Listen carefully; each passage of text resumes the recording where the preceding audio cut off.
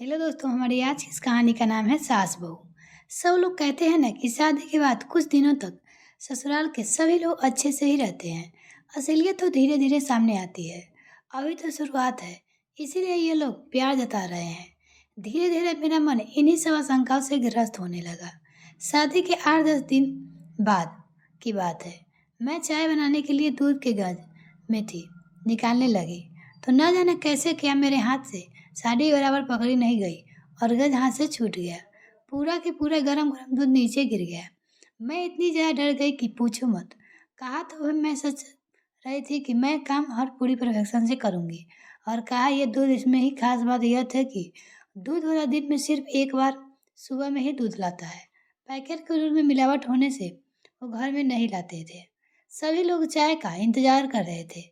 गज गिरने की आवाज़ सुनकर मम्मी जी ने बाहर से ही आवाज़ लगाई, संगीता क्या हुआ?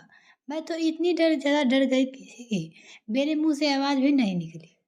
तब मम्मी जी खुद किचन में आई। मम्मी जी के सामने देखकर मैं डर के मारे कांपने लगी। मुझे लगा कि अब जरूर ललिता पवार बन जाएगी, क्योंकि अब क्या कल सुबह तक किसी को चाय नसीब नहीं होने वाली है। सभी को चाय पीने की आदत है।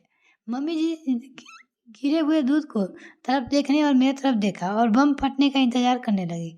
बस अब बम फटा, बस अब। लेकिन ये क्या, बम तो फुसक निकला। मम्मी जी जी इतनी डरी हुई क्यों हो? तुमने कोई जानबूझकर थोड़ी ना गिराया है दूध। हो जाता है कभी कभी, कोई बात नहीं, तुम रिलैक्स हो जाओ। लेकिन मम्मी जी, अब चाय कौन से दूध से बनेगी? दूध वाला तो कल आएगा। मैं अभी पैकेट का दूध बुला लेती हूँ। लेकिन आप ही ने तो कहा था कि अपने यहाँ पैकेट का दूध नहीं लाते। तो लाते तो नहीं है, लेकिन सभी को चाय की एक तरफ नशा हो गया है। चाय के बिना तो नहीं रहेंगे, इसीलिए इमरजेंसी में एक आध बार चलता है पैकेट का दूध। हम लोग ऑफिस में चाय पीते हैं ना, वहाँ कौन सा दूध का उपयोग किया जाता है क्या हमें पता चलता है? ऑफिस में हमारी मजबूरी है, लेकिन घर है, यहाँ संभव है तो शरीर के दृष्टिकोण से अच्छा रहता है, वो करना चाहिए। इसीलिए अपन पैकेट का दूध नहीं लेते। लेकिन एक आध बार कुछ नहीं होता, रोज रोज थोड़ी ना दूध गिर जाएगा। अब तो रिलैक्स हो जाओ। मैंने मन ही मन सोचा कि मैं फुजील ही डर रही थी। मम्मी जी तो किचन कितने अच्छे हैं। लेकिन दूसरे ही पल सहेली की बात याद आ गई कि ये सब चोचले शादी के शुरुआत में ही होते हैं, आगे आगे देखना होता क्या है। यह बात याद आते ही फिर से मन में वही डर समा गया। दो एक बार और इसी तरह छोटी मोटी गलतियां हुई, लेकिन तब भी मम्मी जी ने मुझे प्यार से समझाया। 4-5 महीने बाद की बात है। सभी को पालक पनीर की सब्जी बहुत पसंद थी। आज रविवार की सभी को छुट्टी होने पर पालक पनीर की सब्जी बनाकर ने का तय हुआ। सब लोग खाना खाने बैठे। जैसे ही इन्होंने पहला और मुंह में लिया तो बहुत बुरा मुंह बनाया और एक घूंट पानी पीकर बोले कि आज सब्जी में नमक डाला है या नमक में सब्जी डाली है? आज डबल नमक है सब्जी में। मुझे काटे तो खून नहीं है। हे भगवान, अब क्या? जरूर मम्मी जी अपना बहू वाला प्यार दिखाएंगे। कहते हैं तो मेरी मम्मी ने यही सिखाया है, पढ़ लिख कर नौकरी कर रही, इसका ये मतलब नहीं कि तुम सब्जी बनाना नहीं आना चाहिए। तुम्हारी माँ ने तो कहा था कि मेरी बेटी को सब आता है, फिर ये क्या? मैं ये सोच रही थी। इतने ही मम्मी जी मुझे जोर से झंझोरा, संगीता, वो संगीता, क्या हुआ? तुम काँप क्यों रही हो? रो क्यों रही हो? अब कुछ नहीं, वो सब्जी। मम्मी जी सॉरी ना, मालूम आज कैसे क्या नमक डबल हो गया। अब सब लोग खाना कैसे खाएंगे? फूल गोभी की सब्जी, दाल, चटनी और अचार है ना, खा लेंगे। तू घबरा मत, लेकिन आगे से सब्जी बनाते वक्त थोड़ा ख्याल दिया कर। दोपहर में जब मैं और मम्मी जी अकेले थे तब बोली, शादी हुई है तभी से मैं देख रही हूँ कि तुम फ्री नहीं लग रही हो। ऐसा लगता है कि कहीं खोई खोई सी, डरी डरी सी लगती हो। क्या बात है? यदि तुम्हें मुझे नहीं बताओगी तो हम समस्या का निदान कैसे करेंगे? यहाँ तुम्हारी मम्मी नहीं है, लेकिन मैं हूं ना। तुम मुझसे अपने मन की बात कर सकती हो। उनके इतने प्रेम से बोलने पर मैं अपने आप को रोक न पाई और रोने लगी। उन्होंने मुझे अपने बाहों में भर लिया। अब बता क्या हुआ? मम्मी जी, जब आप मुझे देखने आई थी तो आपने कहा था कि ना कि आप मुझे बेटी जैसा नहीं बहू जैसा प्यार करोगी। हाँ कहा था।